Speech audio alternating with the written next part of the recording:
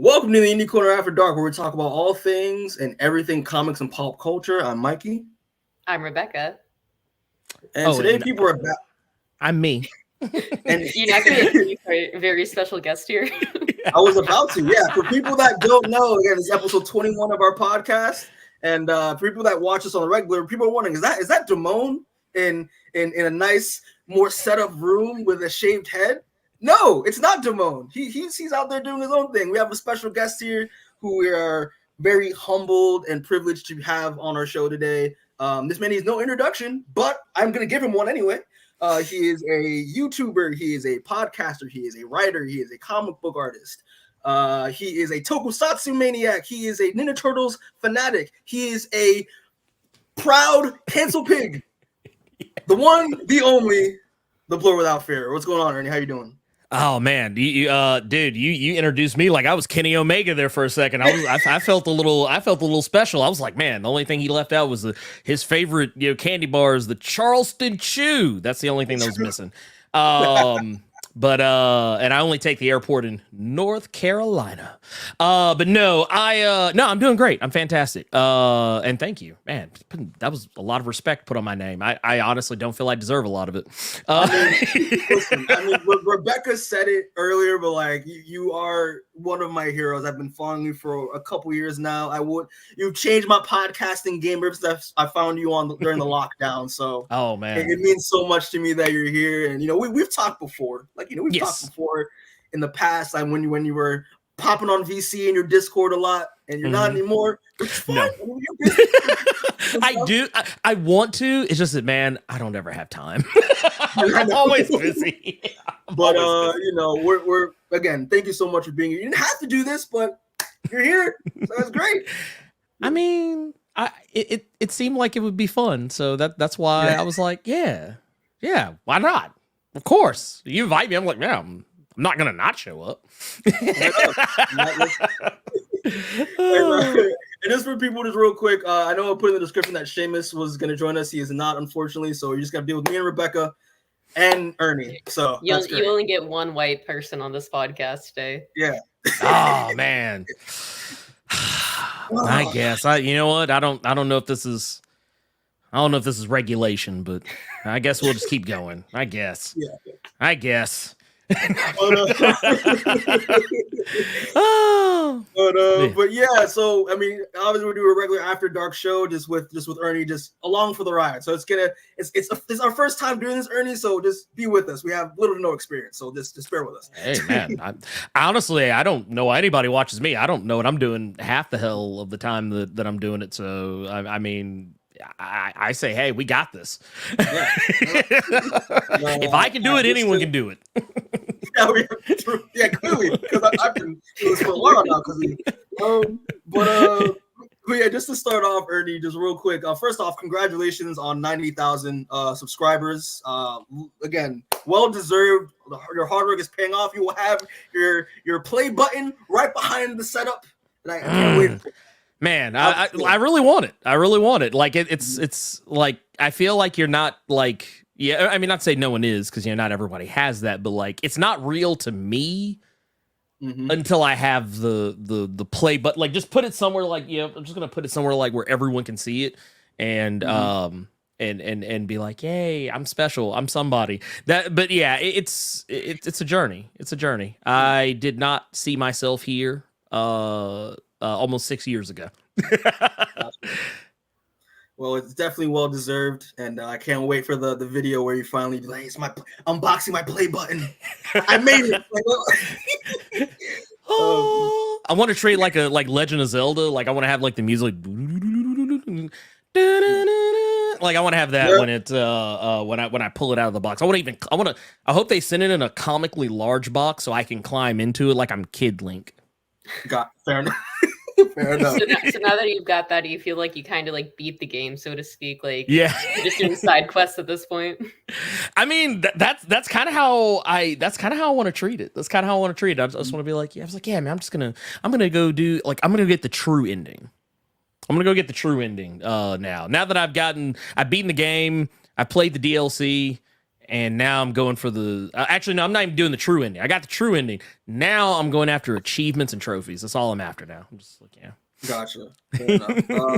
First off, was Smoke One Kenobi's in chat being like, "Yo, what's the haps, Ernie?" Shit.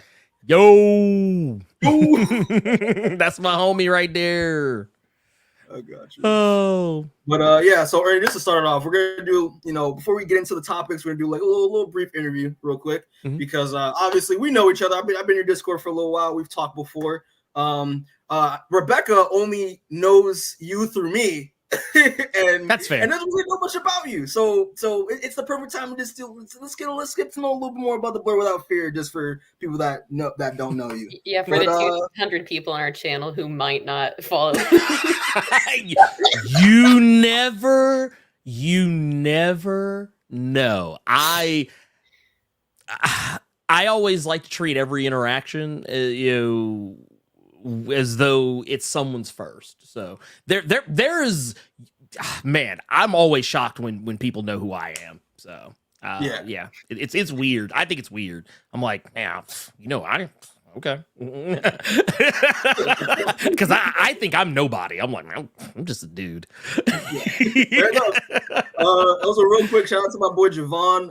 Javon from one of my collectives from Zion Network. Javon from Barbados. Man, shout out to Javon. Amazing cosplayer, this man. He's good people. So yeah, just real quick. But yeah, so Ernie, yeah, he's awesome. So Ernie, real quick. So just a little icebreaker, real quick. So what we do to everyone when we get guests and stuff like that, but how did Ernie get into comics? How did your Ernie journey begin? Tell us your tale. Tell us your tale. Okay, well, first and foremost, I want to say thank you for having me. I feel like I have a terrible memory, so I probably didn't say that earlier, but I'm gonna say it now. But yes, the journey actually began when I was 4 years old, as earliest as I can remember it. And it was when, I'm gonna show some age here. My mother used to get me a subscription to comics. And the way this worked is they would just mail them to your house. So every week or month, depending on what comic it was, I would go, we'd go to the mailbox and there would be like Superman, Batman, Spider-Man, Flash, or, something. Yeah, there'd be something in there. And that was how I initially started reading comics. Actually, it's how I started reading, period. I read the typical kids books that everybody reads. One fish, two fish, red fish, blue fish, whatever. But I also had the extra added benefit of also getting some Batman, some Superman. Actually, one of my earliest memories is of one of the Superman comics where Superman and Flash are racing each other, and Batman. When they did a retelling of Two-Face's origin. I think it was one of the Batman annuals. Like you've probably seen the cover for it. It's the one where like Two-Face is looking straight on. He's got half and half, and he's flipping the coin. It's like real old school. But yeah, those were like the earliest comics I remember, and it just kind of went from there. My mom would she would take me to the comic shop every week. It was kind of a part of my hey, you did good at school, or you did good around the house with this, or whatever. And I'd get to go to the comic shop, and she'd just let me get, like I'd pick up my my Justice League, my Superman, my X-Men, my and I think kind of closer and around time, Image Comics was starting to become a thing as well. So it was like, it was a lot of stuff, That's ultimately where it began. I gotcha. Also, just real quick, again, honored that Carter is already talking shit. Look, that is honestly not an that is not an inaccurate description right now. Yeah. That is not an inaccurate description.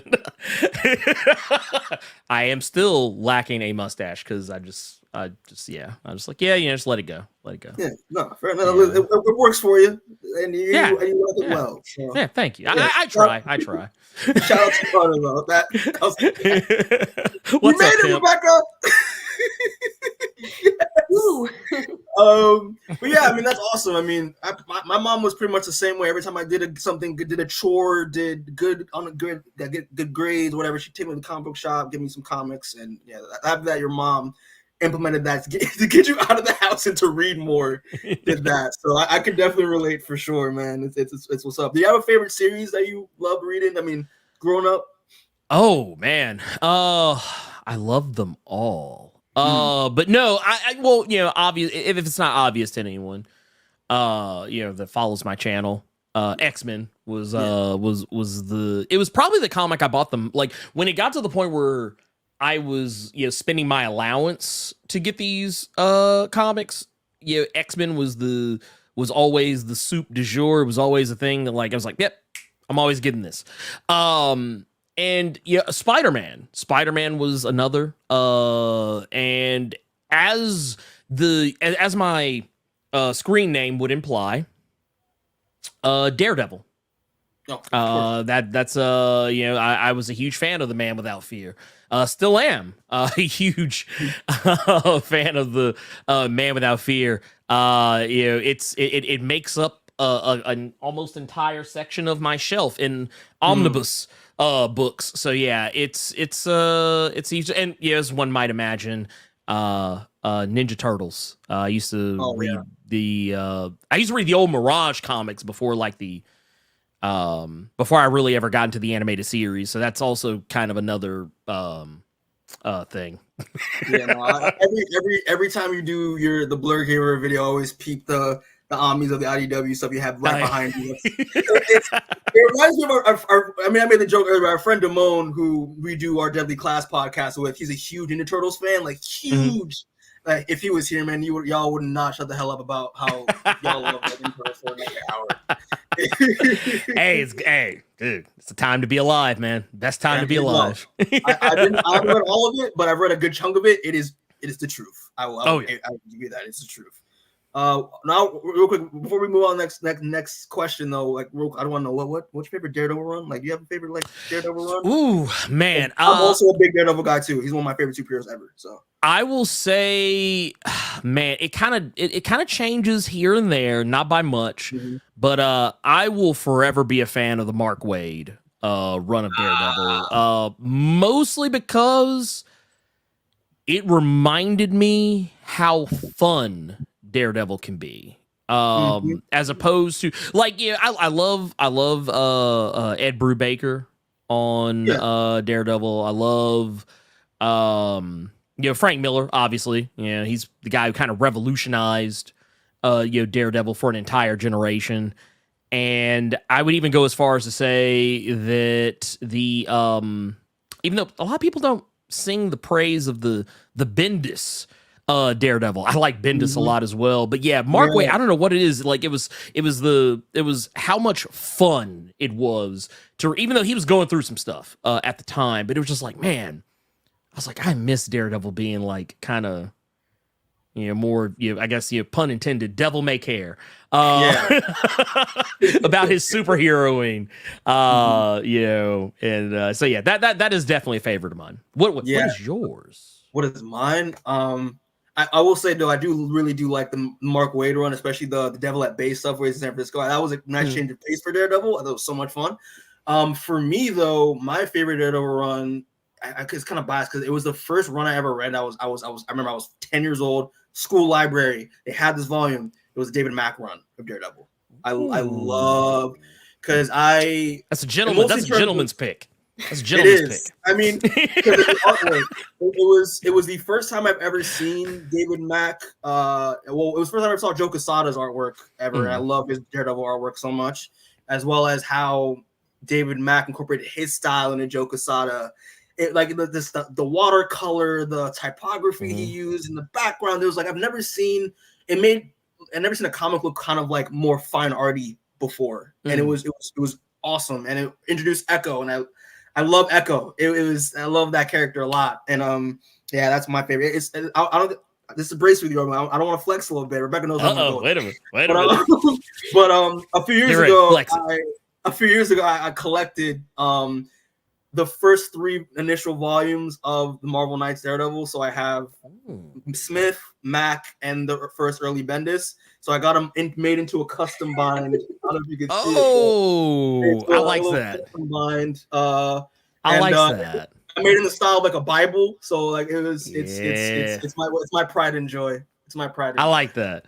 I like that a lot. That is dude, I never thought about doing something like that one day. It's fun. I mean, that was the first one I've ever done, and I mean, it's a lot of collecting and stuff like that, and it's a fun like little project if you want to get into custom binding. But if you want to like quote unquote ruin your comics, it'll be cool, bro. It'll be cool though. I like that caveat. I like that caveat. Like, that's smooth ass way to fuck your book up. It's just the one challenging thing is just finding the right bindery, and the one that I use for that one is what's it called? Herring and Robinson, which is a well-known book bindery that does comics. They got shut down during COVID, so they don't do it anymore. Man, that's sad.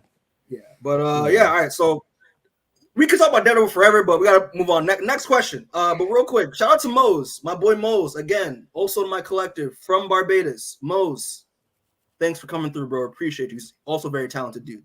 But yeah, so Ernie, next question, man. Obviously, you've been off. You mentioned off camera that you've been doing this for 6 years, and it's been obviously trials, tribulations, but just why get on YouTube and talk about comics to the internet? What inspired you to do that? Like, I'm wondering.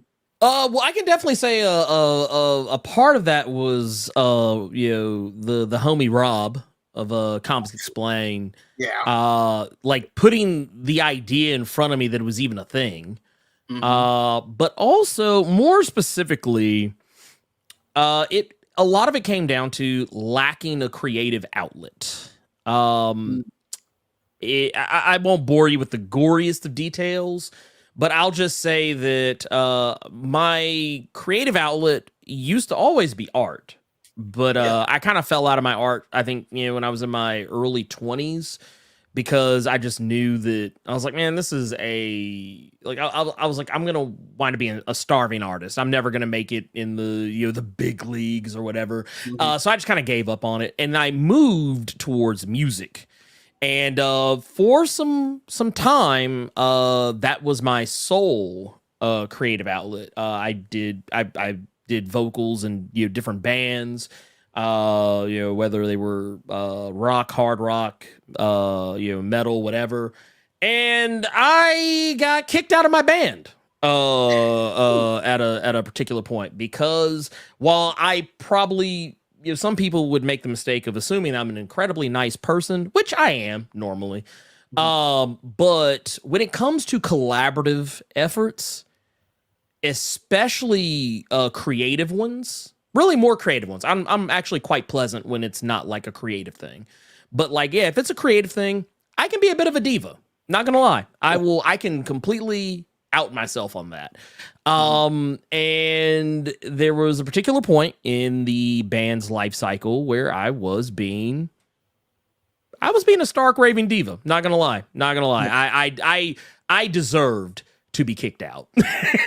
Not in the way that I was, but I did deserve it nonetheless. I wish it would have been done a bit differently.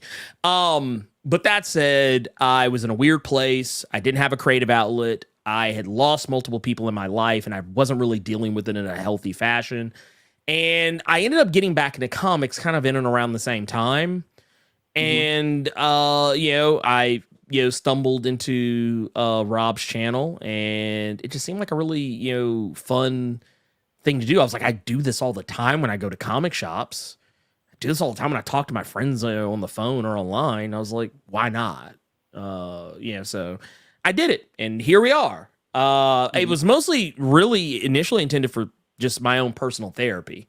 It was really only intentionally meant to be my creative outlet to just get something out of me. And then it turned into a job.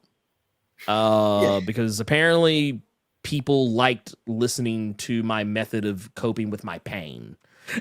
my mental and emotional pain. So yeah. Oh my God. Here we are. But yeah, it's all good. It's okay. I perfectly. I'm perfectly fine with people. I guess being along for the ride. As I am, exercising my my personal demons in terms of editing and talking about, comic books and things I love. Mm-hmm. So you mentioned Rob being a big inspiration for you going into YouTube, which again, I feel like that's fair because he's also one of my inspirations as well as Rob. Do you have any other ones outside of Rob that you're like, always like watching them? Yeah. I would say so. I'd say so. Benny from Comicstorian, who's also been in the game for a while. There was also Dope Spill, also been in the game for a while. And while the rest are all people who either I've only recently learned about, or people who I kind of discovered like after I started my journey, like more specifically like Sal, Comic Pop, so on and so forth. Like I became aware of Comic Pop like after I kind of already jumped into the pool, not realizing the water was cold. And there are some others whose names I'm probably blanking on right now, but there were also other YouTubers who didn't even do anything comics related that I won't necessarily say like they inspired me to do what I do, but they inspired me to go in a direction that I went. Like I was a huge fan of what used to be Spill.com, which is now Double Toasted. A huge fan of them. And a lot of the subsequent people who were also a part of Spill who deviated off to do their own things, like One of Us and Rage Select, so on and so forth. So yeah, I'm aware of a lot of different channels, follow a lot of different channels that kind of like push me in the direction that I want to go. FD Signifier, that's another one. What's good? He doesn't really talk about comics, he talks about politics, but you get but the idea of how I present myself, how I handle myself in on an online form and presence is like, hey, it's okay to be this or it's okay to be that. That sort of thing. Yeah, fair enough. I mean, like even for me as well, like Comic Explain, definitely Benny, Sal and Comic Pop guys, definitely a huge inspiration for this channel in general, just because I love like book style club stuff that they do, and we do the same thing pretty much. But I also just like thinking like people talking nerdy stuff on cameras in general outside of YouTube. I thought was interesting. Like I was a huge fan of G4 growing up. Like I loved G4 a lot, and like early IGN and stuff like that. Like I those are some inspirations I took from like, hey, just like people having fun talking about what they love on the internet or on television. So I completely understand that for sure. Yeah, and this isn't our first podcast too. We started this when we were in college because other people we went to college with were doing it, and then we took over. And by we, I mean mostly Mikey. And then it just kind of spiraled from there. Well, I mean, still, that's awesome though. Like you take up a thing and you just go with it.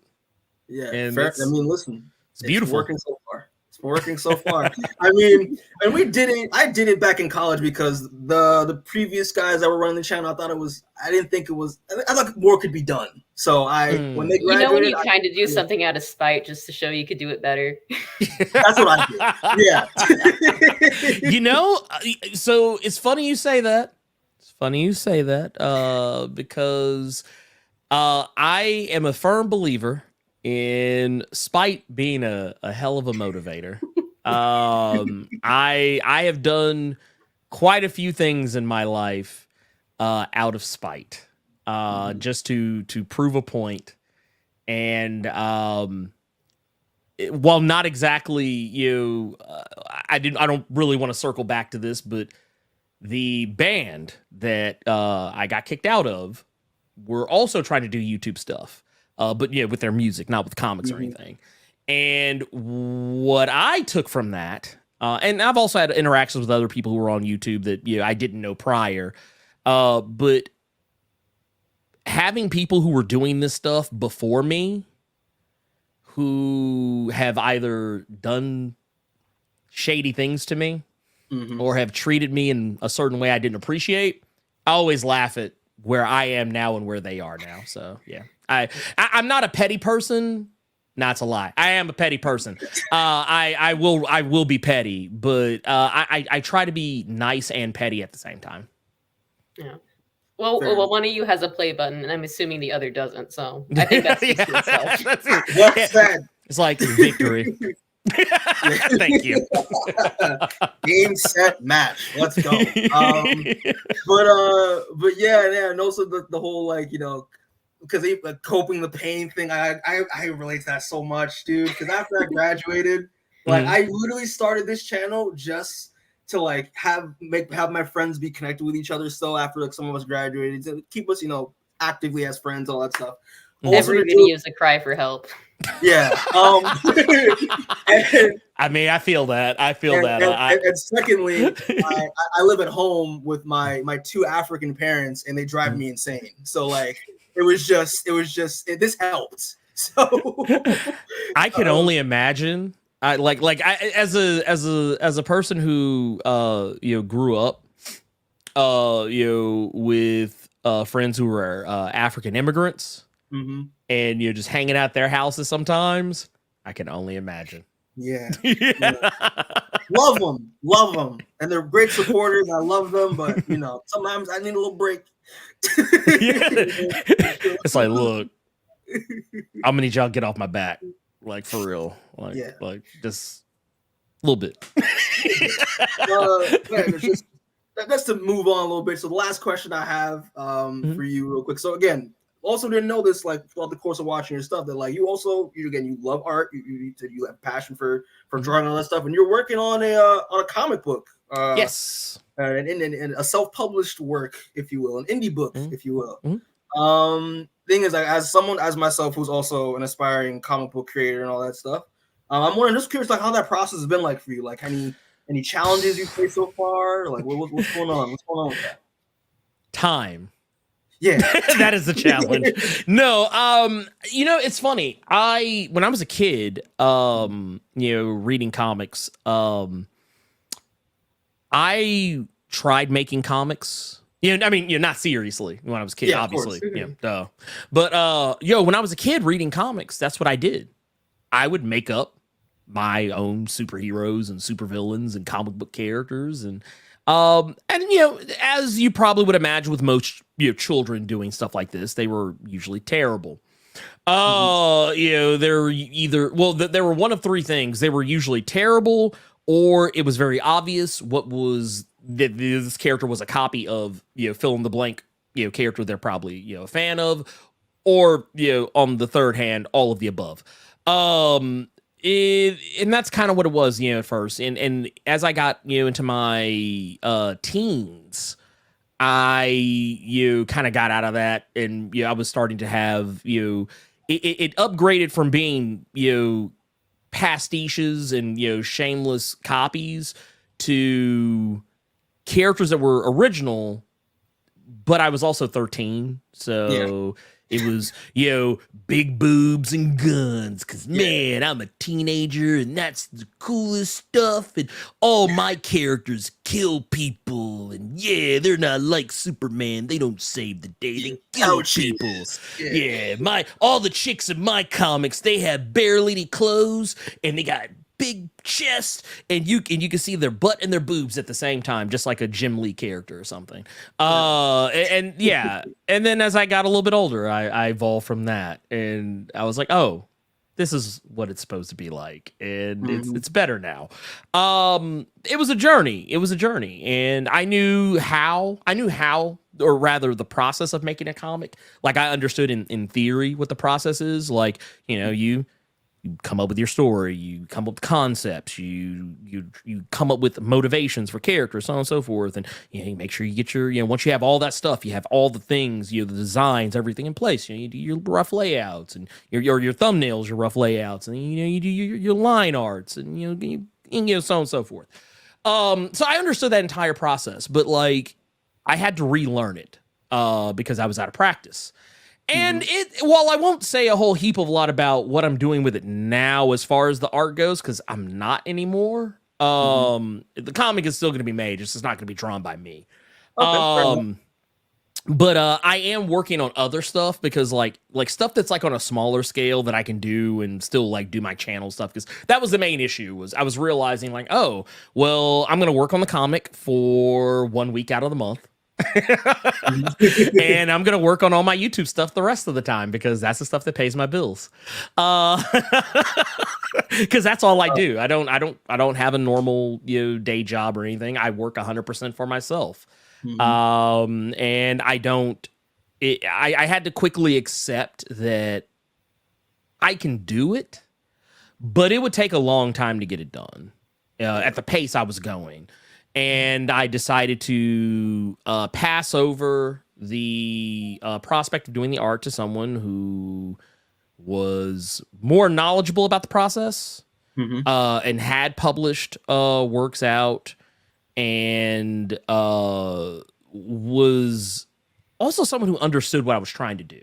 And I could, which long and short of it is, because everything is boiled down to tropes and things you've seen before, because that's how everything is. Nothing's original. Not anymore. We've done it all. Every flavor of bubblegum ice cream's been done. You can't make new ones. You can only just make combinations. But yeah, I wanted to tell a story about a black superhero who's not a superhero. A guy who is just a dude. No, not just a dude, but he's not like, oh, I'm Superman. I have, a symbol on my chest that is a letter that stands for a word that doesn't start with that letter. I have X-ray vision and a weakness to kryptonite. No, nothing like that. I mean, he's a dude, but he does a job. Yeah. And I wanted it to be something where it's like, oh, he doesn't have, electricity powers, or he doesn't have black in his name, or anything like that. He's a guy who just, he's relatable. He's a character that you could look at and be like, you could be that guy. You could maybe possibly be that guy. Like, he's someone who you could believe exist, but in a world that is not real or normal, that's very supernatural. Basically, the way my artist kind of boiled it down was like, it's like if you had Supernatural, but there was only one brother and not two. And he had more of a Constantine vibe, but by way of Idris Elba or something along those lines. That's basically what it is. I like that. I mean, I like that. I would read the shit out of that. Fuck it. Yeah. Well, I hope you get to read it soon. I hope you get to read it. It's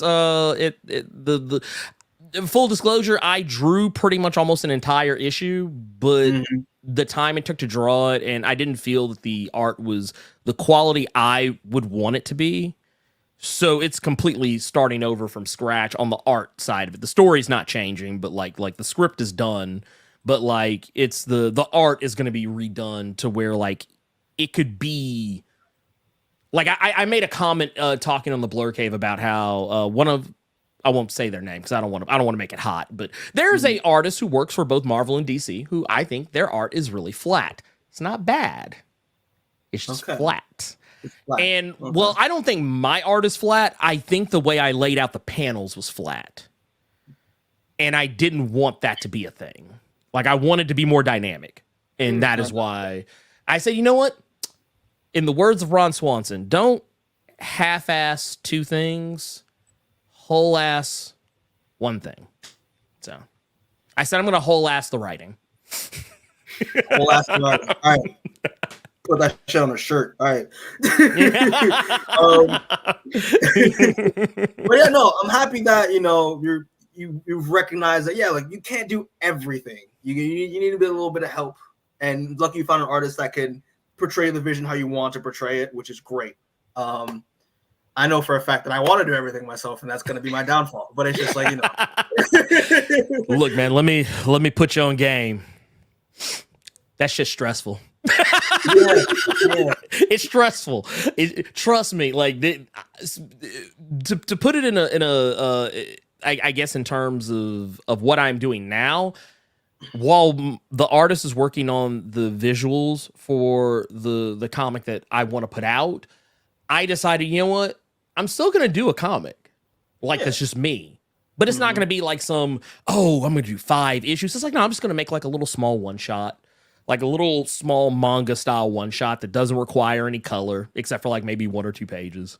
And it's something really simple, easy, Super Sentai inspired story that I can just Boom, tell it, and you can go on about your day. You don't even have to, I wonder what's going to happen next time. You don't have to. I'm like, that's it. Fair enough. Are you planning on that's what I'm wondering. Are you planning on, I don't know, doing a Kickstarter for it? Are you gonna try to pitch it to another publisher? Like, what's the route? Well, so I think what's gonna happen is once we get it done, the first issue, I'm gonna try and pitch it. But if it doesn't work, I'll go the Kickstarter route. And and who knows? Maybe that'll lead to more, but yeah, I plan to leverage every connection, every in, because I know a lot of people. This one thing that this has done for me is that I know a lot of artists and a lot of writers. I know there's a lot of them who follow my channel, who keep up with my videos. They reach out to me in private, and I put some of them on blast if they'll allow me. But like Joshua Cassara, who's been off and on doing X-Men. I know he's a fan of my channel. I know that Bernard Chang is a fan of my channel. I know that guys like David F. Walker, Sanford Green, Jerry Duggan. I know they all watch my shit. So shout out to Sanford Green. We had him on our show last year, and he was awesome. Oh, he's salt of the earth. He is salt of the earth. He's just real cool. He's just real cool. Just a chef's kiss. Like. I respect anyone who gives us the time of day, honestly. Hey, but you know what? That is important because it shows you that there is no gate. There is no gate. And for those that don't know what I mean by that is, I have gated myself away from certain people because I'm always like, oh man, they're not going to want to talk to me and I'm nobody. And then you come to find like, wait a minute. I'm going to ask them anyway. What are they going to do? They going to tell me no? Or not say anything at all. That is also a common response. But you never know. There's sometimes people will just, you never know who's going to fuck with you until they do. Mm-hmm. Or until you ask them whether they would or not. And you'd be surprised. Rob just jumps on my live streams every once in a blue moon. Just cause. Yeah, he jumped on ours like out of nowhere, and we're just like, he loves doing that shit. He loves doing that. Rebecca, what was it for again? Was it for? That was for Spider-Verse. We did a Spider-Verse review. And he said, "Hey guys, I'm Rob," and we're just like, what? Like, come on in. We were like, bro, you just come on the show. We don't give a shit. Like, Rob's like he's the 80s character. He's the 80s sitcom character. Like where the main character's talking, and then the next door neighbor comes in and everyone starts clapping. That's who Rob is. Yeah, pretty much. He's like, hey, what's going on, guys? And then it's like, hey, everybody's clapping, and it's like that. Yep, desired effect. But Ernie, moral of the story is, man, I hope to get to see this book in my hand, and I will give you my thoughts. We will even do it on the channel. Screw it. We'll do a whole review. Brutally honest review. Hey, you know what? Honestly, honesty. I love honesty. I don't like when people blow smoke up my ass because. I've given the script to the first issue to a lot of different people that I know, people whose opinions I trust. Mm-hmm. And, one thing I appreciated is that everyone told me something different. Or I won't say different, but like everyone gave me something they focused on that was different. Mm-hmm. There were people who said that, like everyone said about roughly the same thing about, oh, I really love the story. I love the plot. I love how the characters, they feel like living, breathing people. Even the ones who aren't, and how that they like where it's going, the direction of it, and then in other places like, oh, okay, I really like this, but I don't really like how this was done, or I don't really like how that was done, and it's like, okay, cool, and I take these things into consideration, and I decide whether these are things that are deal breakers or if they're not, and I just go from there. So I love criticism. I'm not a Mark Millar who believes that when you criticize him that you are canceling him. So yeah. No shots fired. Nah, listen, bro. Clip is still full. Get the Uzi out. Get the blicky. It's okay. He's not watching this anyway. You can say whatever you want. You know what? Even you know what? he's a petty motherfucker. You'd be amazed. That motherfucker vanity searches himself because he vanity searched himself to block me. So, and that's the thing too, right? Like, I wanted to ask this question, but I know Rebecca's staring me in my soul, being like, "Mikey, watch the time." But like, it's just, I really wanted to know how you got blocked by Mark Millar on Twitter. I really wanted to know that, but I don't know if we have time to answer that. Oh, it's simple. It's very simple. It's very simple. I can literally explain it very quickly. I made a comment about something he said. I did not mention his name. I did not say anything really that would signify I was talking about him.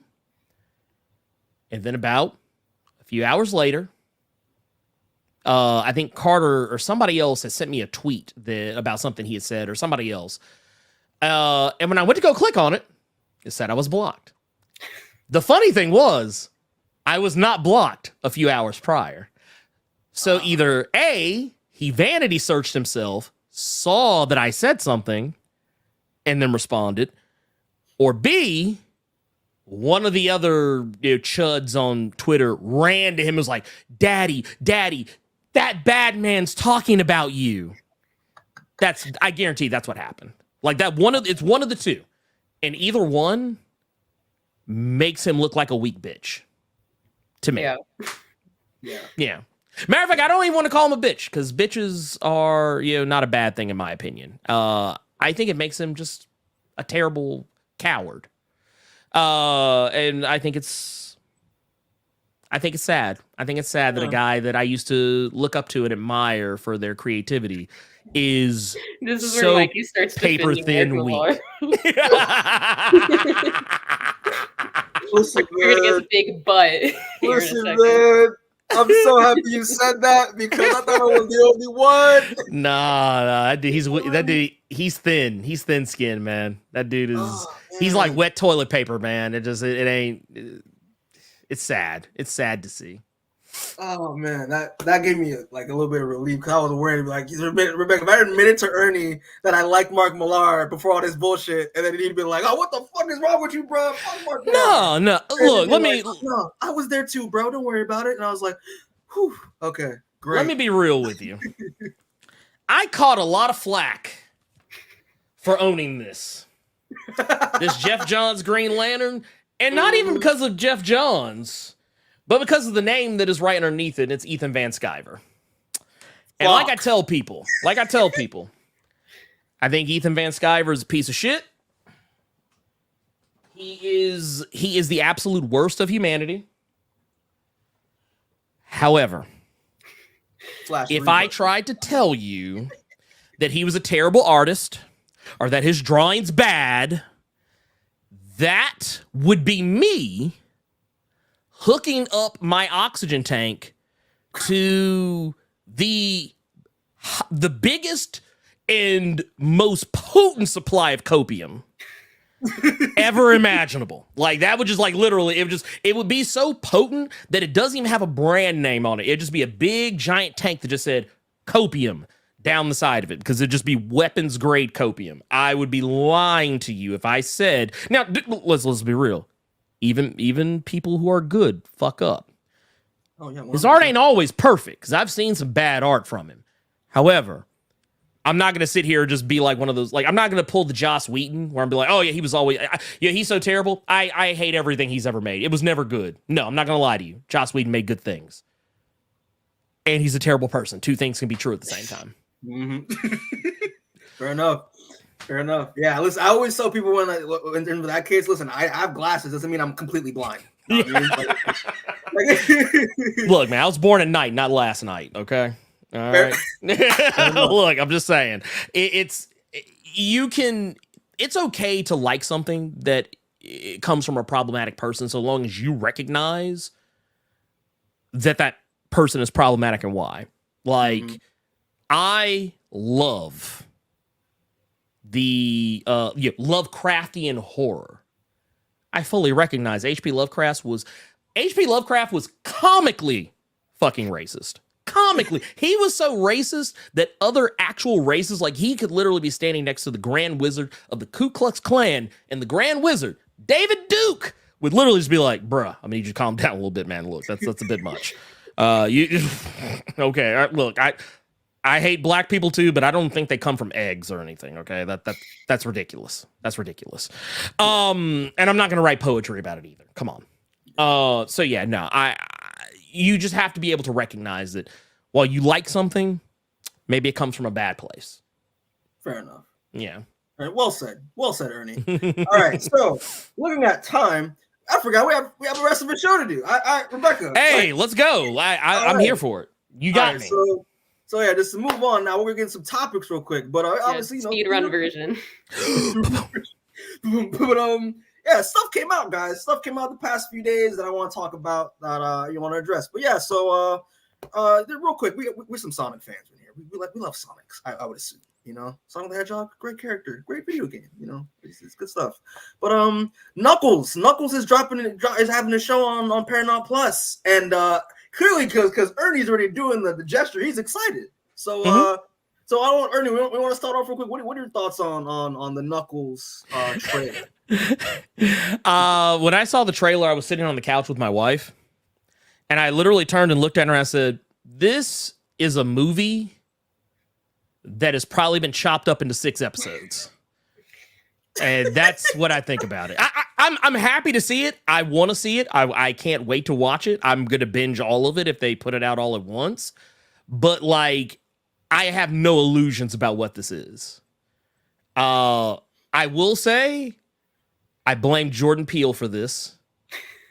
But now the new trope is let's have a trailer with a bespoke rendition of a popular rap song. Like it used to be, you would take like some old Bob Dylan or some old, I don't know, Beatles or Rolling Stone. Now you don't do that anymore. You go back into the back catalog where you're looking up 3 6 Mafia songs and whatnot. And so when I started hearing like you Nuck If You Buck. And it's got like the epic trailer music, like and the horns and stuff. I'm like, all right, look. I'm offended, but at the same time, I'm not gonna sit here and act like I wasn't bobbing my head to this shit. Yeah, like I'm not, because the whole time, as soon as it started, Nuck If You, I was like, oh shit. I was like, yeah. Look, I went back. Look, I went back to my old like super ultra like hood Memphis days where I kind of like I was like, yeah, man, fuck yeah. I was like, dude, this is it. I felt like I was in the club again. I was like, god damn, I wanted to throw a chair. I almost did throw a chair. I almost picked up a chair and flung it across the room. I can't wait. I'm not gonna lie to you. When I heard that Nuck If You Buck like epic trailer remix, but I fell out my goddamn chair. I was at work. I was at lunch, bro. I was at lunch just cracking my ass off. They were like, Mike, are you good? I'm like, bro, you gotta watch this Knuckle trailer. This is ridiculous, brother. They're having these Sonic fans trapping. It's kind of funny, you know. But jokes aside, though, I mean, I'm excited for this. I didn't see this coming because I didn't really hear anything announcement of this prior. But I love Sonic too. I enjoyed Idris in the role as Knuckles. I thought he was quite fun in the role. But nice to see that Knuckles is gonna get his own journey with his own human to spend time with, and he's gonna fight one of the guys who saved my life, Kid Cudi. So I mean that's gonna be great. I'm just saying, man. Hey, and in an interestingly better role than what was it? Cats. Yeah, that was the one. Shit. Cats. Yeah, we forget about Cats. Man. Yeah, we forget about that one. We don't talk about Cats. Okay, yeah, but besides the point, Rebecca, what are your thoughts on the Knuckles trailer at all? What are your thoughts? I think this looks fun. Like you said, I wasn't expecting a Knuckles series to come out. I'm waiting for the 3rd movie where they put Shadow in it, personally. Oh my god, I can't wait. Oh, but will he have the pistol? Yeah, will he have the blickies? If he doesn't have the guns, what's the point of even making this? Exactly. I'm with the crowd that's like waiting for Maria to get shot in this next one.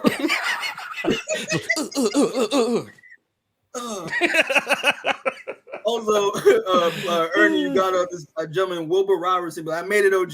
Glad you made it, man. Hey, Rough Rider, what's up? Oh, that's Rough Rider? Mm-hmm. Yeah, that's Rough Rider. Yeah. Yeah. What's good? But yeah, man, listen, if I don't hear they gotta use the music from the game, like all hail Shadow. I hear that. If I don't hear that, John, I swear it's not working. But yeah, man, I'm excited for this, and I'm hoping. I'm curious. I mean, granted, Ernie, they're Disney Plusing it. It's just a 6-hour movie, but I mean, yeah. It's a 6 hour. It'll be a 6-hour movie, and I think we'll all be better for it. But I'm just glad that Sonic in this day and age has a good video game adaptation movie. It's kind of unreal. Game is good as a hot take, at least online. Yeah, it's funny because I remember all the bad video game movies that we've gotten over the years, and it's like now it's like nah, like things are changing. They're getting better. They're getting better. Like, dude, like I remember walking out of Detective Pikachu being like, man, that was actually kind of fucking fun. Man, what is wrong with me? And then Mario comes out, and I'm like, dude, that was lit. Like when Sonic came out, we were just paralyzed. We were like, what? It's good? I was like, are we alive? Are we dead? Like, what's happening? Like, I got to pinch myself. To be fair, that was like the last good memory you could have before the pandemic started. That's fair. That's fair. True. Damn. Back with the cold-heartedness. Yeah. Oh man. But yeah, man. Knuckles. All right. Thumbs up. Thumbs down. We. All right. Dope. We're loving it. PJ says 10-year-old loves first movie. Had no idea it was a game. That's crazy too. Yeah. These youngins that don't even know that these properties are based off of video games. It's kind of wild. It's crazy. Oh yeah. My daughter didn't know it at first. Like my daughter, she mentioned. She was talking about Sonic one day, like she was just, talking about, oh yeah, that, Sonic this, Sonic that, blah, blah. I was like, what you know about Sonic? And she was like, yeah, because she watches a lot of YouTube. So like, she would see like people either talking about it on videos or like she'd see commercials for like, they ads or whatever on YouTube or whatever.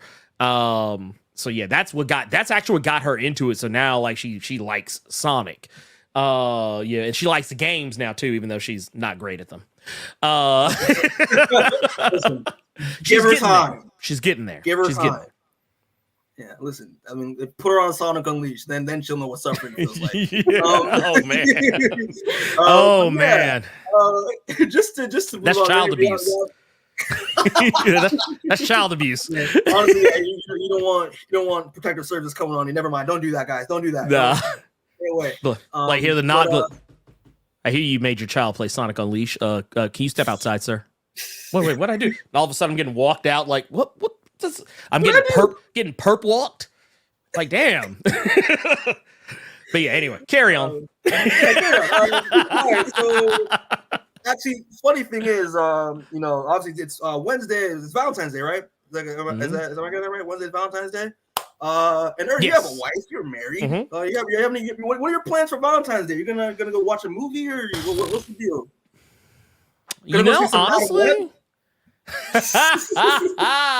no. Actually, what's funny? We'll probably go do something. But.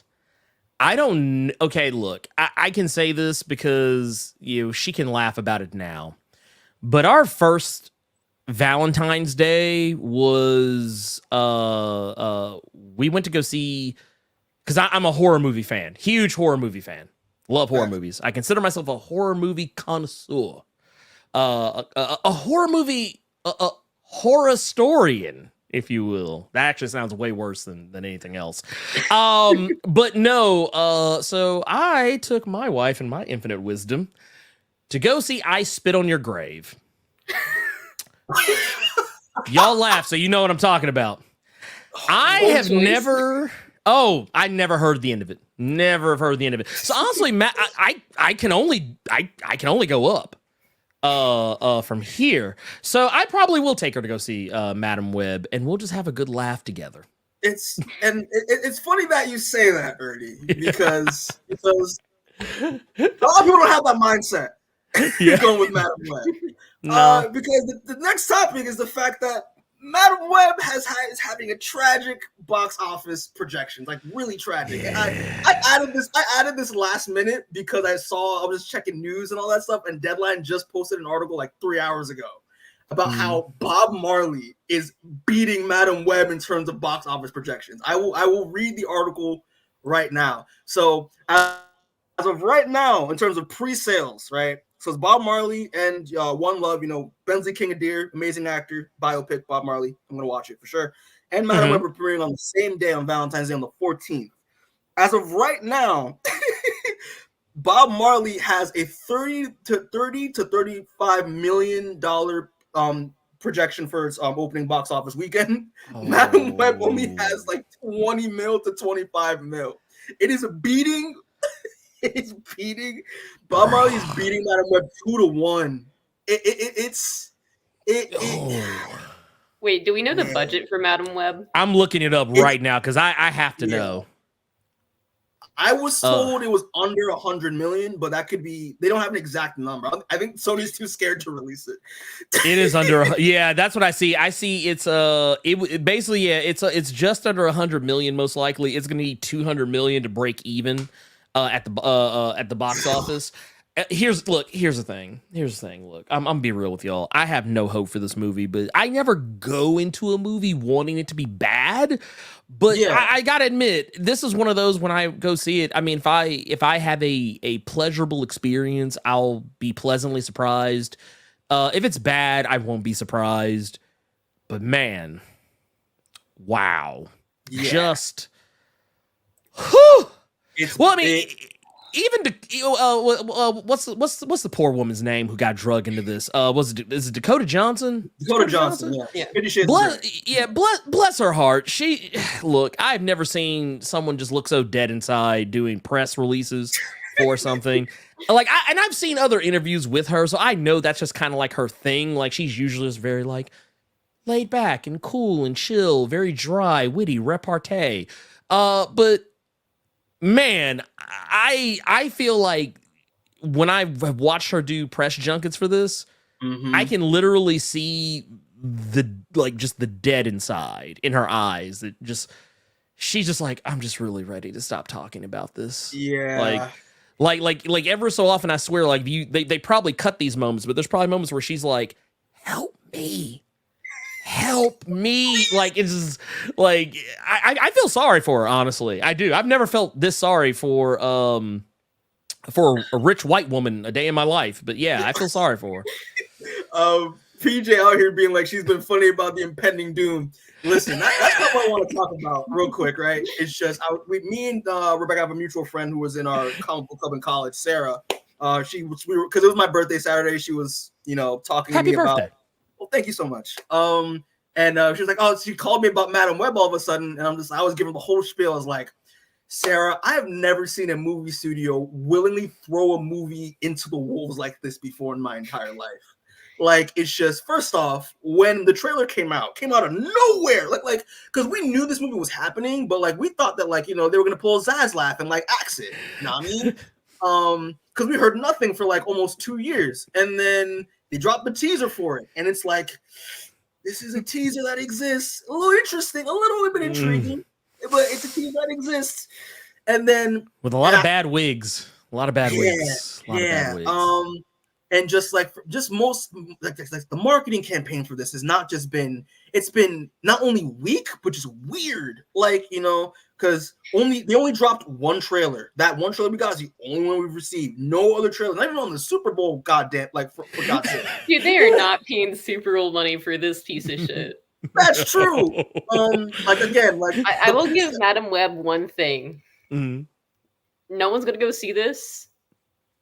It might somehow manage to be more entertaining than Morbius. I couldn't get through that movie because it was so fucking boring. So, people who are willing to watch both, let us know. We will see. We will see. I'm actually, you know what? I want to look up something because now that you've said that, you've made me curious about something. I want to know what the runtime is. I don't know. Okay, so this movie is 1 hour and 54 minutes. This movie is going to be an hour and 54 minutes. It's 10 minutes shorter than Morbius. So here's what's going to happen. I remember when I saw Morbius, I was shocked when the ending came up. I was like, oh, that's it? I was like, it's over? Okay, all right. I mean, you know what? Maybe this is for the best. This one, I wonder if I'm going to feel the same way. I'm going to be like, y'all could have cut 10 minutes off of this. But it's weird because like their marketing strategy, and I told Sarah this, it's just been, okay, let's have a former sex symbol or former wannabe sex symbol, and today's sex symbol rizz up the audience to go see our shitty movie. Like that's what it has been. Like, because if you go on their social media, if you go on some of the TV spots they've been dropping, it's mostly just Dakota Johnson and Sydney Sweeney just talking about the movie. And I feel so bad for the other actresses that are involved because I always want to hear what they got to say. But like, it's just, but like, it's yeah. Well, I think your first mistake is thinking they have something to say about this. No, they don't. Yeah, look, I'm gonna keep it real with you, man. I'm only seeing this for Sydney Sweeney. So look, this is. Listen, man. This is why we're on the show, Blerd, because we have the same exact mindset. It's just the stars have aligned because I posted this on my story on my IG yesterday. I said, this movie's getting a glance from me just because Sydney Sweeney's in the movie. That's it. Like, real talk. That's it. I mean, the reason why this movie's gonna break even is because I'm a part of the problem. It's just the weird ass marketing is working, and it's just, like. Look, I don't even want to see Dakota Johnson in a skin tight outfit. I want to see. I want to see Sydney Sweeney in a skin tight outfit. That's all I like, and the other ones too. That's fine, but like, I mean, literally, that is the like. But it's sad to me that that's the draw. Like, it's not you have a compelling story with you. I believe what is it? A total of 4 or 5 female leads that like this has never been done before. This is gonna be oh man, this is gonna be a groundbreaking achievement that proves that female-led superhero movies can be marketable and good. And no, I'm just gonna go see this because I just want to see some TNA in some skin tight outfits.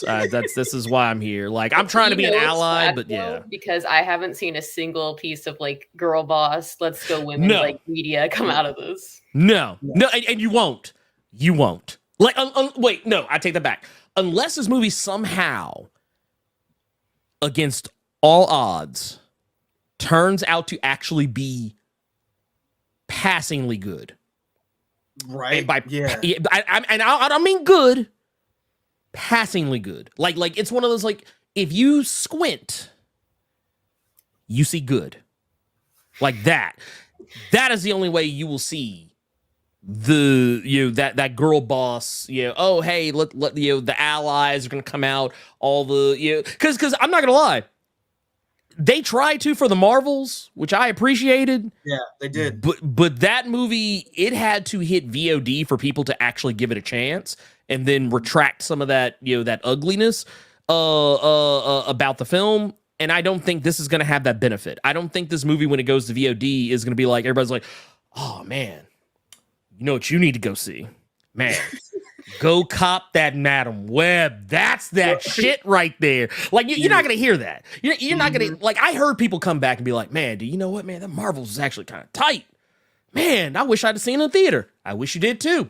But yeah, but no one's, I'm not going to be like, yeah. If someone says, man, did you check out that Madam Web? Yeah, I checked it out. Man, was it good? Nah, man, you can. I tell you what, man, go see that Bob Marley and go support your boy Kingsley Benadir. Go support Ken number 2. Go show him some love. Yeah. But yeah, it's light skinned Ken. It's kind of wild because like, especially like when not to rewind the tape and just talk about like Sydney Sweeney and stuff like that, but like when me and Shane were talking about like.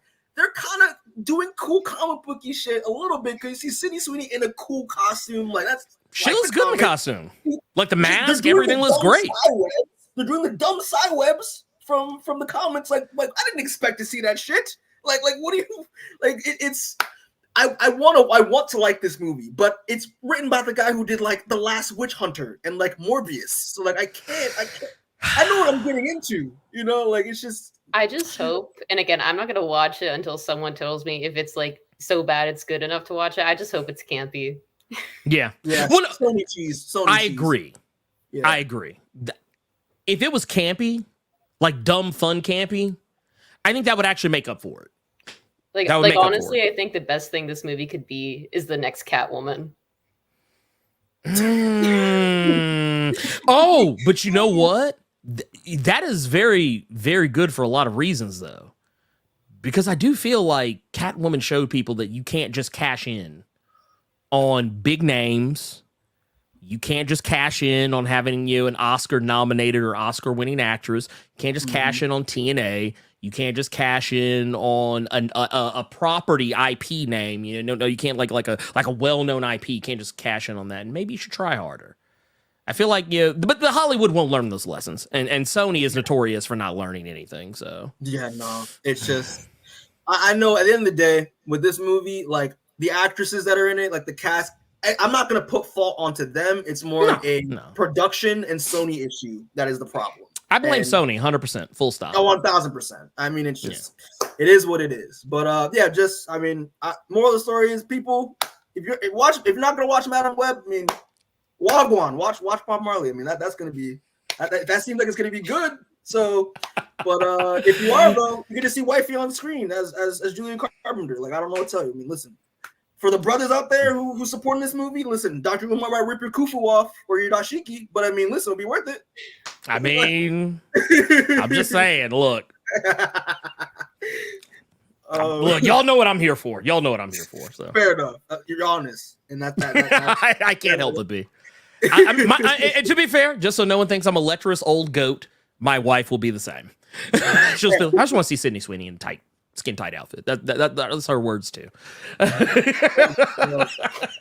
I feel like that's enough Madam Web and shit talking for a little bit. On to lighter stuff. Next topic. So obviously last week, if people haven't watched our channel, me and Seamus dropped a video talking about Ultimate Spider-Man and our thoughts on Ultimate Spider-Man #1. And Ernie, I assume that you enjoyed Ultimate Spider-Man as well. Yes, I did. Yes, I did. And so obviously last week, the next issue in the Ultimate Saga. Ultimate, I don't know where I'm getting at. I'm losing my train of thought. But the next highly anticipated Ultimate comic has come out, and it is none other than Ultimate's Black Panther, and we're written by Brian Hill with art by, I think his name's Sean Caselli. I think that's Stefano Caselli. Stefano Caselli, thank you. And so I know Ernie read it because I saw his video and I didn't watch it because I wanted to read it for myself.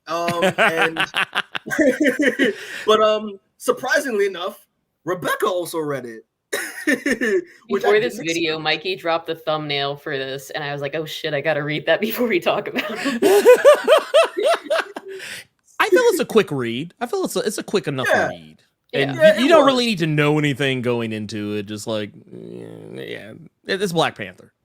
Yeah, pretty much. So just to start off, though, I was granted I've been a big fan of Brian Hill for a little while, ever since his Killmonger series that he did a little while back. I love that series. Again, he is doing the Lord's work by giving us the best Blade series we've had in such a long time. Fuck Mark Guggenheim, I swear to God. Oh man, yeah. We don't talk about the. We don't talk about that. No. Listen, we don't. But just from off of Killmonger and Blade alone, I was very excited to see this, and also just seeing what Hickman's doing with this version of the Ultimate Universe, obviously with Spider-Man. I was very excited.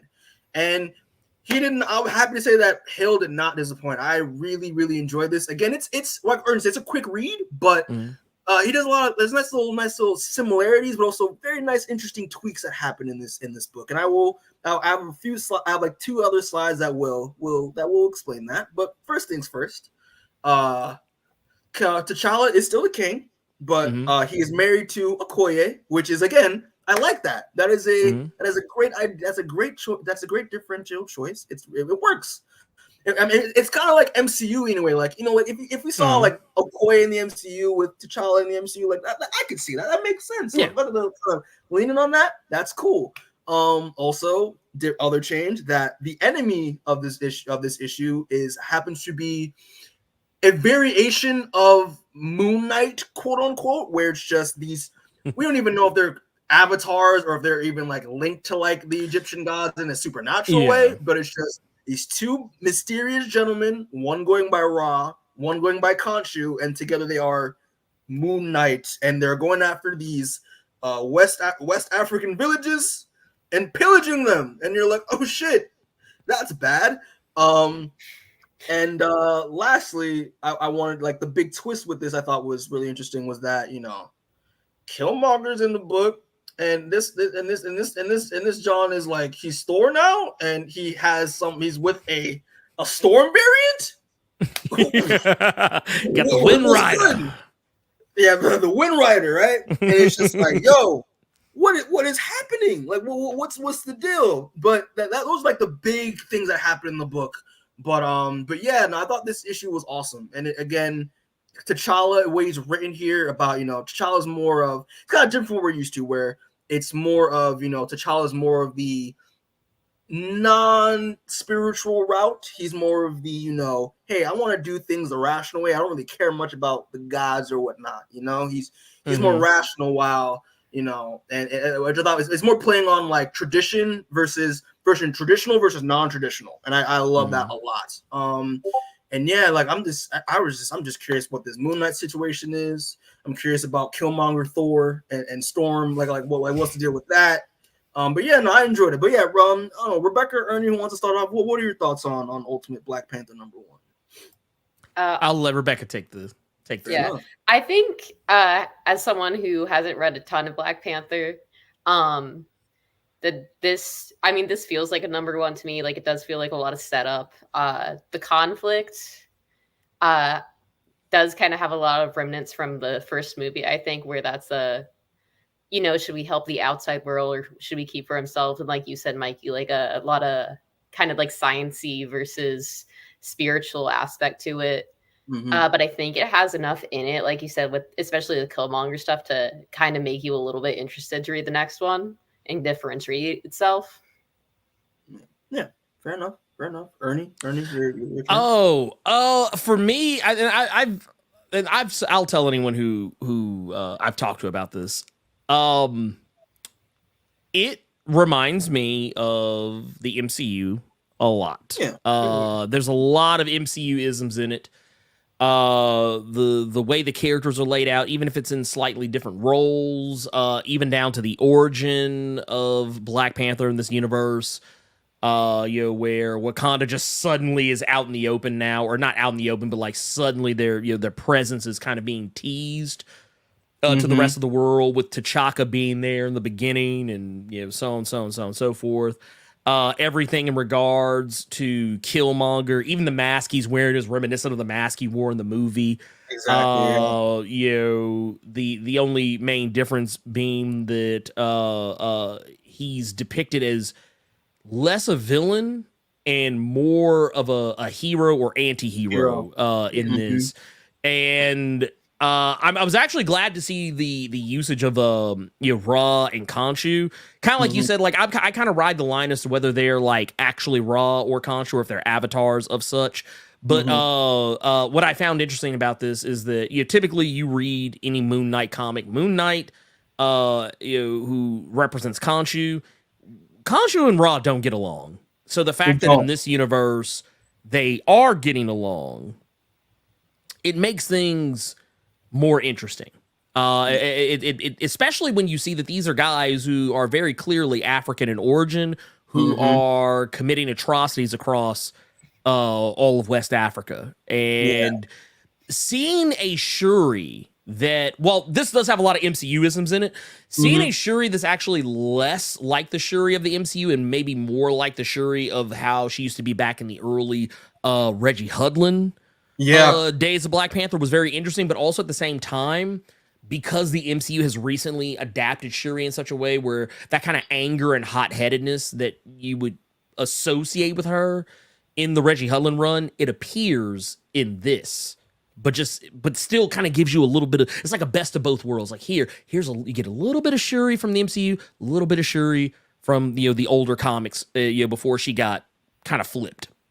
I will add to that. I'll add to that as well. It is interesting how this version of Shuri, she is still, I would assume, is like intelligent, not as crazy smart as Shuri from the MCU, but she is more kind of drawn towards the militarism side with like the Dora Milaje, and also like I kind of like the fact that the Dora Milaje in this universe, they're still about protecting the king and protecting Wakanda, but they also have their own agendas that they may use to their advantage, which this version of Shuri being smart. So I'm like, okay, that's interesting. I also found it interesting they went back to the Christopher Priest stuff with the Dora Milaje. Like they went back because when Christopher Priest introduced the Dora Milaje, they were wives in waiting. And I was, and then when Ta-Nehisi Coates came along, he was like, "Yeah, we ain't doing that no more." Yeah. And I was like, "Yeah, cool." And then and because this is an alternate universe, this isn't mainline continuity. Then Brian was like, "Yeah, no, I'm putting that shit back." I was like, "What's it called?" PJ. I don't know. PJ was saying he wants to know real quick, who are those fortune telling priests? That's the thing. Or you might know more better than me, but like I don't know if those priests that were talking about the former gods are either they're not new characters. No, they're established in previous, like in main 616 canon. But can you elaborate real quick? I thought you know more. So this was kind of the area that was a little weird to me. For me, they just kind of reminded me of some of the kind of mystic and elder and kind of shamanic characters that you would associate with Black Panther in the mainline continuity. Not anyone specific, but just like, I would say you would probably be able to associate them with something maybe almost closer to a Zuri if you wanted like an MCU counterpart, but not like, but more dialed into like the supernatural and the mystic. Because that is a huge part of Black Panther's mythos in the 616. But in 6160, that's not the case. So, yeah, I think that's kind of a way to kind of tease the mystic. And I think by the time you get closer in, which I think this is what's going to make it more interesting, is the fact that it seems like Killmonger and Storm, I feel like they're probably going to be the ones that are more dialed into that stuff. Yeah, just based on what we've seen Killmonger wielding, and he's wielding an axe that's very, well, I don't think it's Yarnbjorn. I think it's very reminiscent of it.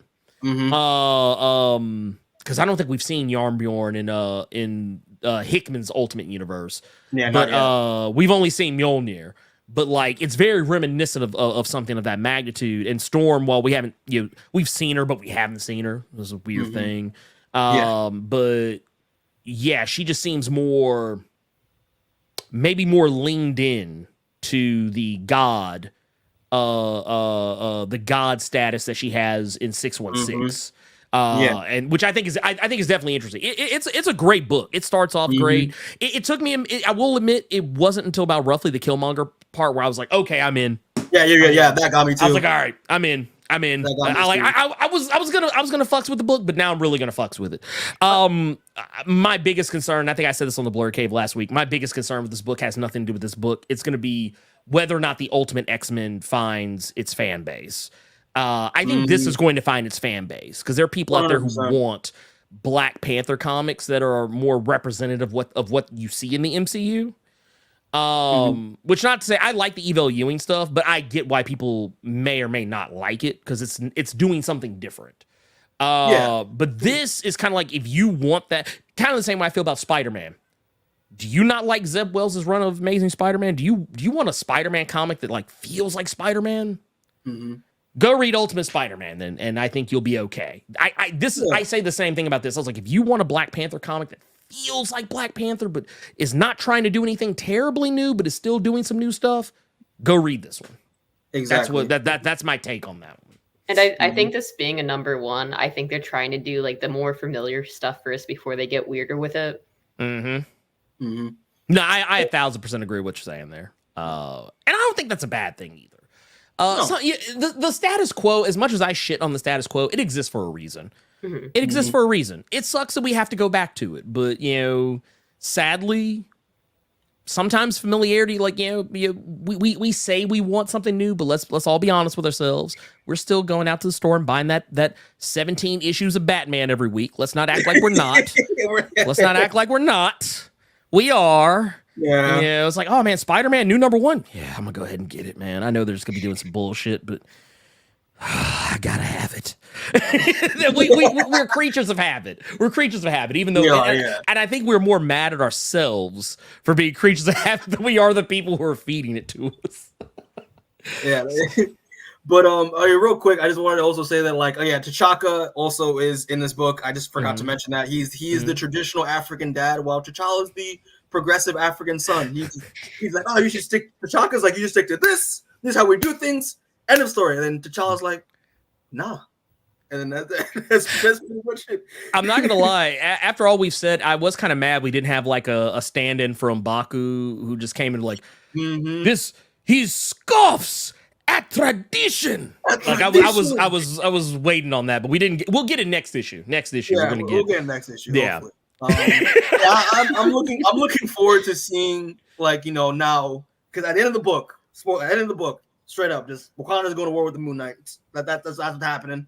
So I'm looking to see what this clash is going to be like, and also I would honestly, like, speaking of like Killmonger real quick, I was thinking, like, after reading freaking PJ's like the Fishman.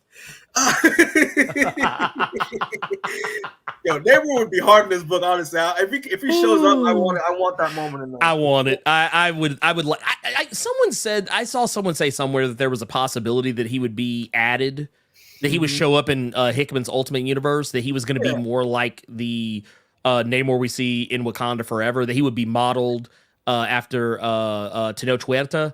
I'm hoping if they do that, I'm not gonna lie, I'd be kind of hyped for it. But I don't know if that's gonna be. I don't know if that's gonna be true or not. But I've heard some rumblings, and if it is true, then count me in. Facts. Well, I was saying that to finish my point, that I really was getting the vibe after the introduction of Killmonger and seeing his relationship with this new version of Storm. I would be surprised if, like, T'Challa and Killmonger just start off as like friends, like on like good terms. I would prefer it. I don't need Killmonger to be a villain in every version of the universe. I would like to see let him be a hero in this one if you want to make it different. You know what I mean? It just makes sense. That's what I feel that it's just how it should go. I'm not Brian Hill, so I'm not. Man, look. Man, Brian Hill grown. I can't tell him what to do. He knows what's up. He knows what's up. But I can tell him what I don't like. And I'll be like, I'm still eat this shit, but I'm still be mad. But I will say this though. I mean, I don't know how y'all feel about the costume, but like I think it just depends on who's drawing it. Like I think it's a little over designed, a little bit. It is. I don't like the open mouth. It reminds me of, listen, I kind of don't mind it because it takes you back to Ultimate Avengers 2, like that movie. So, like, and I don't like that. But like the long and sharp, like, claw things everywhere. I mean, listen, I know it looked hard, like in your thoughts, but like on paper, like, the whiskers, the whiskers on the face. I don't like that. I don't like that either. Take that. Look. There's a reason why the costumes have always been kept so simple, and it's because they're iconic in their simplicity. Exactly. And I get it. You're trying to church it up because, I mean, that's what they do in the movies. They take a simple thing and just make it like super intricate to the point where it's like, man, look, no one's trying to draw this. No one's trying to draw this for 22 pages a month. But yeah, it's if you took off the whiskers at the very least and maybe closed the mouthpiece, I'd be okay with it. Yeah, I'd be more okay with it than I am. But right now, Killmonger has the superior costume. Has the look for me, for sure. But yeah, so I would give it a 7. I would give it like a 7.5 out of 10. I enjoyed it. I really like this issue a lot. Very strong, and I'm looking forward to reading the rest. I don't know what y'all would give it just to close it out the topic. I'd probably give it like a 6 out of 10. I don't think it was bad, but I think I need a little more to like bring me into it, you know? I'm gonna split the difference on y'all. I'm gonna go with the 7. I'm gonna hit the 7. Fair. 7. All right. So I've all said and done with that. Last topic. All right, last topic. And you got 5 minutes here, Mike. You make them count. I know. It's just you've been terrible. Nah, I'll hang around. But yeah, just obviously Super Bowl. You know, if you think camp happened yesterday, if you think it was rigged or not, it happened. All right. Dang it! They manufactured it. They manufactured it. It was Taylor Swift all along. Listen, I was here for Usher. Let's be real. I haven't given a fuck about football in like almost a decade. So I didn't even watch it. I didn't even watch any of it. I just watched everything I wanted to see on YouTube. Fair enough. That's all you need, really. But Rebecca, what were you saying? You cut out a little bit. I said that's all. I said that's all you need, really. You didn't really miss anything. Nah. Yeah. I figured I didn't. You can't expect people on the nerd channel to care about sports, you know? Yeah. See, I'm already getting tired just talking about just mentioning the Super Bowl. Let's. In reality, though, what we actually care about is some trailers dropped yesterday. But obviously, the biggest one that dropped yesterday was the trailer for Deadpool 3, which is officially being titled Deadpool and Wolverine. And I was just like, wow, they're like, Marvel's like acknowledging Wolverine. Like, it's kind of like, it's a little bit surreal, a little bit, you know? I haven't seen that poster yet. I'm sorry, I'm a child. Don't mind me. But like, yeah, it's just like, Deadpool Wolverine, obviously highly anticipated Deadpool sequel that's in the MCU, confirmed. Ryan Reynolds is attached to it. Hugh Jackman has come back from retirement from being impaled by a tree to come back for this movie. And yeah, like first trailer. Like, I mean, let's talk about. I mean, here's the thing. Like, I mean, Ernie, you're on the clock. You want? I don't mind rewatching. I only watched it once. I'll rewatch it. I'm here for it. Oh, Rebecca, let's go. You prove you're my partner in crime, so I had to make sure you're all right with this. Go for it. Yay! All right. So, so without further ado, people, we are going to watch the trailer for Deadpool and Wolverine. And Ernie, it's going to be on that small screen because, like, you know, I don't want to get copyrighted because that's not fun. Oh, I know the drill. Yes. So we'll just play the trailer and we'll just get right into it. Happy birthday to you. Oh damn. Happy birthday to you. All right, okay. It's been a challenging few years, for sure. I noticed that before. But I'm happy. I just noticed a Shatterstar just sitting there chilling like he didn't die. I'm the luckiest man alive. Yeah. Make a wish, buddy.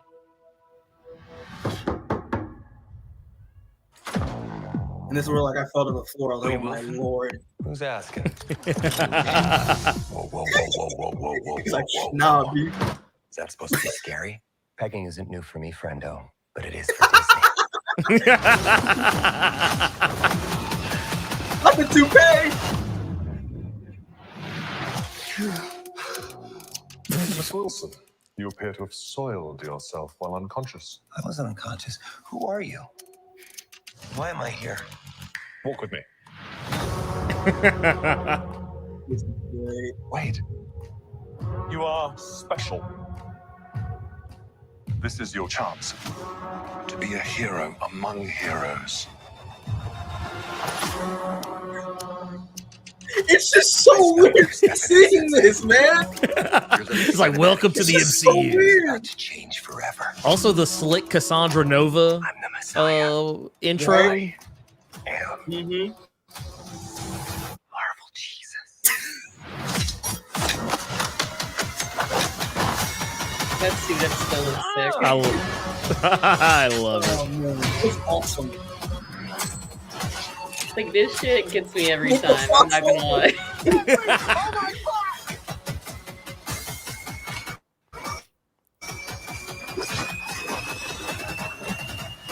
God, I love this part. Yes. Let's go.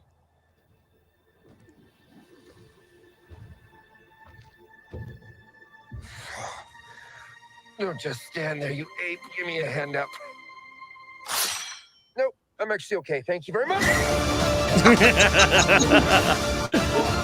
Oh man. Okay. So we'll just stop it right there. It's so fun. It's so fun. But this off rip, just first thoughts I had when I watched it the first time is just like, yeah, so like the rumors or like the supposed leaks were true. Like you know, yeah, he's gonna be a part of the TVA is gonna recruit him to kill the Marvel universe. Yes, I'm here for it. Love I'm it. here for it. It's I love it. So much fun. But yeah, I mean, it's happy. It's just weird for me because like they've tried to separate a lot of the X-Men stuff from Marvel for so long, to the like, you know, the whole Fox situation that like it just like the video game movies being good thing. I just can't believe that this is happening. Like, you know, that we're actually gonna finally see this. You know, it's just, man, it's weird. It's just really weird. After seeing so much of the set stuff, it still feels not real to me. Now it feels real. It's weird seeing an MC movie after so long that seems like it has passion in it. That too. Yeah. Right. It does. This is like, it's just weird. Very different. Very different.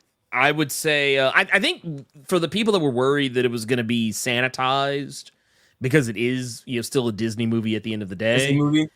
Yeah. I think that I think you can put those fears aside just based off the opening joke. The whole you know, pegging's not new to me, but it is for Disney thing. I think if you were concerned that the juvenile crass humor of Deadpool was going to be sanitized for Disney audiences, that is not the case. That was a huge relief for me because I was a little bit worried about that. But again, like, listen, Ryan Reynolds is a maniac. He's probably holding like Mickey Mouse at gunpoint back throughout the entire time of production. So like, I was so happy that like, no, the humor is going to be there, the crassness is going to be there. But yeah, also real quick, I know we mentioned Damone a lot throughout the course of our buddy Damone. He's actually watching. Hey, Damone, what's going on, bud?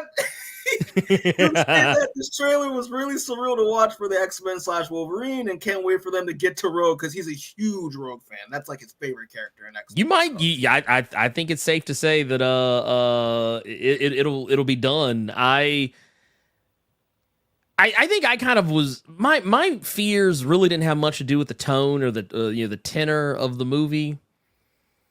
For me, it was because I remember reading something that the director said. Sean Levy said that whenever he did something, he was like, Disney. No one from Disney told him no. Like, you know, no one was like, no, you can't do that. Or oh no, this is not allowed. Like, he was like, no, they never. Like, it was kind of the same thing you would if you ever like watch any interviews with James Gunn. He would say that a lot. He was like, they never really ever told me no. Like, I was like, can I do this? Like, yeah, go ahead. Can I do that? Yeah, go ahead. Do I need to take this out? No, you're good. You know, I feel like there's probably a perception that I feel like the perception that Disney isn't okay with certain things is probably not as stringent as we may likely believe it is.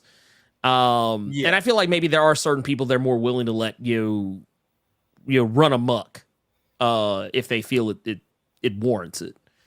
And I feel like this is one of those things.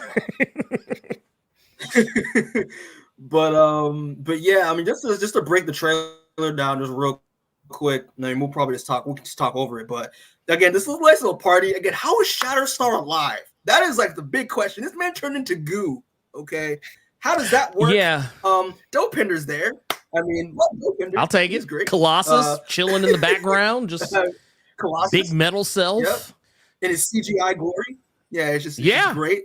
I'm here for it. I'm just curious though. Yeah, sorry, Ernie, you say something? Oh no, I was saying I love CG Colossus. Give me CG Juggernaut as well. I'll take that too. Give me that. Let Ryan Reynolds pull double duty. Fair enough. But I'm just curious. And actually, Rebecca, because you haven't really spoken yet. I'm curious. Like, do you have any? What are your thoughts on? Would you have a theory on like why Deadpool is being recruited by the TVA? Like, did Loki not? Did Loki still fail at the end of season 2? What? Dude, I think you're thinking about it too hard. It's just a Deadpool movie that's trying to be fun. Yeah. That's what I was thinking. I don't care about the lore. I'm going to be honest. I just want to see some fun Deadpool on screen, you know? I gotcha. Fair enough. Again, Mikey, don't think too much. Got it. But yeah, I don't know. I mean, this looks a lot of fun. This looks like a lot of fun. The costume, like you said, Rebecca, looks awesome. Like that's such a I love the saturated red. Because that was one thing that they highlighted during the set for that the red is a lot more saturated in this and looks so much better. I think they always have good costumes for these movies. Mm-hmm. And actually, go back to that one shot there. Right there. So also, this is actually to show how much I comb through this for the things that I love. The fact that I get to see Patch. I get to see the Patch drip. We get Patch drip in this with the white suit and the very likely eye patch and the Madripoor drip. I like this. I forget the name of the actress in question, but we see kind of briefly the back of a woman's head, a shaved head, and I know there was a lot of. I think it's just back just a little bit. It's like kind of right as you get to that shot of a Deadpool masked up. Okay. Yeah, it's like it's quick too. It is real. It's like a boom in and out. Like it's easy right there. Yeah, that I'd like. There's been a lot of people saying, "Oh, is that Cassandra Nova?" And it's like because there was some speculation. I forget the name of the young lady who's going to be playing the character, but I remember early speculation was she was probably going to be playing someone like a Cassandra Nova, give or take, because there was talk that she had shaved her head or something like that for the role. So I'm here for that because now that means you're making an X-Men movie that is using an X-Men villain that no one has ever used, which I love seeing new. I don't want to go back to. I like Magneto as much as the next person, but I don't want to see Ian McKellen in that goddamn suit being the bad guy again. I mean, he can show up. But I mean, I don't want him being the bad guy, and I don't want to see Michael Fassbender either being the bad guy. And you know what? You want to do me a favor? You bring back Oscar Isaac, and put him in the CG suit or the CG Apocalypse we were supposed to get, and not that Ivan Ooze shit that they gave us. That's what I would want to see. Oh my god, that'd be amazing. Because I don't know, have y'all ever seen that? Have y'all ever seen like the stuff that like what it was supposed to look like before? I don't think so. It's not hard to find, but like they originally were going to use CG and animatronics for Apocalypse. In X-Men Apocalypse, and they did not do that because like, no, we don't want to hide Oscar Isaac because we want him to be able to emote. But the thing is, no, because y'all fucked up and showed us what it looked like. And I was like, dude, this looks just like Apocalypse. What are y'all doing? I don't want to y'all crazy. But no, like I said, it's I'm pretty sure that if you give me uno momento, I can literally send it to you. But like just in the meantime until then, there are definitely some things that are added that once again I won't look too terribly. I'm sending it to you on Discord. There you go. There are a couple of things that like the inclusion of a random placed copy of Secret Wars #5 just chilling next to Deadpool while he's laying on the ground. I don't think that's by accident. Seeing the 20th Century Fox just broken down in the background is just awesome to see. Because I hate the Foxmen with all my heart. That's what I'm here I for. like them, Like, but I that hate them at the moment- same time. That's what I'm here for. That's gonna be my favorite part about it. That's gonna be my favorite part about it. Is just like seeing Deadpool kill every Fox character behind the Fox logo. It's gonna be awesome. Like, I don't know. It's just like Ian Griffin's getting clapped. Jessica Alba's getting clapped. Electra's getting clapped. Like, it's gonna. I can't wait. Please get the Everybody's Fan like, Stick Squad. It's oh, please. Oh my lord. Yeah, get the Fan Stick Squad. Like, it's just I'm sure Josh Trank will be a sport about it. Yeah, you can even bring him, like, because basically what they're doing is they're giving us a full-length movie version of the ending of Deadpool 2, where like he's going around and like fixing the timeline and whatnot. He's going to killing. Like he goes and kills Ryan Reynolds before, or I'm sorry, he unalives Ryan Reynolds before he could actually like accept the script to Green Lantern, and he's unaliving the Deadpool at the end of X-Men Origins Wolverine. Yeah, we're basically getting a movie version of that, is what it looks like. It's like that, and then like Deadpool Illustrated had a baby, and it's this. Yeah, pretty much. You know, I'm here for it. I'm 100% here for it. Like, real quick though, Musa again, who's a friend, another Marvel Club member, Rebecca, who you haven't met yet, but he's great. He's like, Taylor Swift equals Lady Deadpool ? I hope so. Keep her out of this. Like, are we gonna get like a Gwenpool? Are we gonna get that, or are we gonna get like a Lady Deadpool? Or we like what is? Or I know the low hanging fruit was Dazzler. I don't know what's going on there. Yeah, I heard like Dazzler. But he also made another point here, which is why I have this up on the screen. But I can't believe that they got my boy back as Pyro for this. Oh, I love it because Pyro was wasted opportunities, in my opinion. It really was. I was like, dude, y'all aren't gonna do anything with this. Like, y'all literally, like, I don't know. Here's the real thing though. Like, because the X-Men movies were really notorious for recasting people like over and over and over again because they just assumed you wouldn't notice that there was like 3 different people who played Jubilee, 3 different people who've played Kitty Pryde. God, yeah, it's awful. But like, I do wonder like what they're gonna do with that. Like, are they going to? Who else is gonna come back? Are you gonna bring back? Who was it that that was?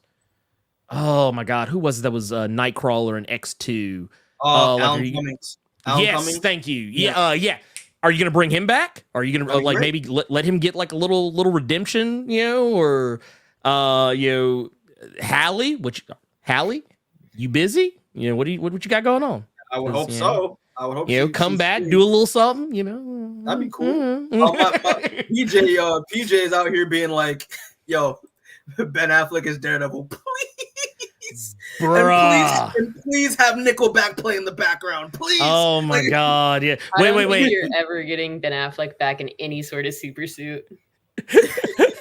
That man, you know what? I tell you what it would take.